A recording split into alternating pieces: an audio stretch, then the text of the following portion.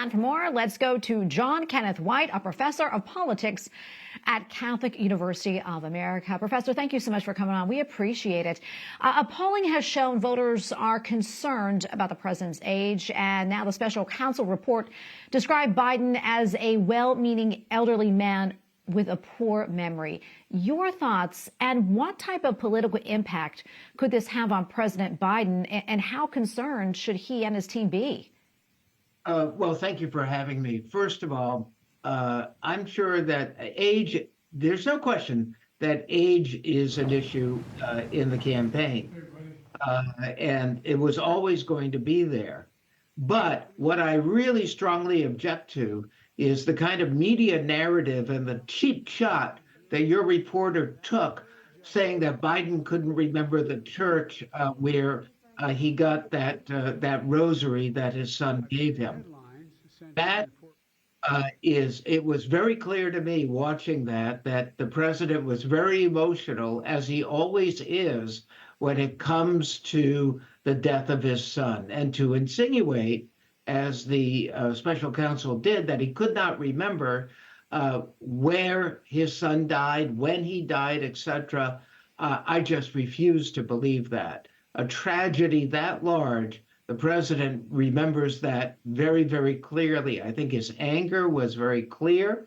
And my guess is that people that saw that understood that that was quite gratuitous.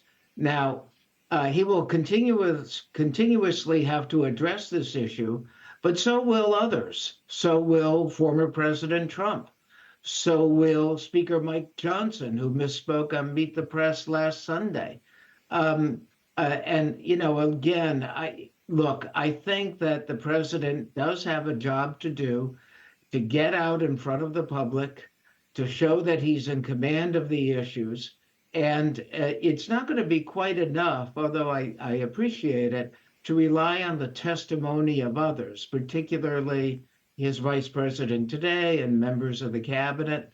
I think that you'll see opportunities to see the president engage much more directly with voters, particularly as the campaign heats up.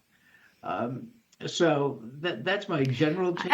Professor, I'm going to jump in here 1 minute. We have about a minute left or so, and I am so sorry to cut you off, but I do want to get to this next question. And you did mention the gaffes that President Biden has said, and President Trump, former President Trump as well, maybe not with as much as many times, but there were some there as well for Trump.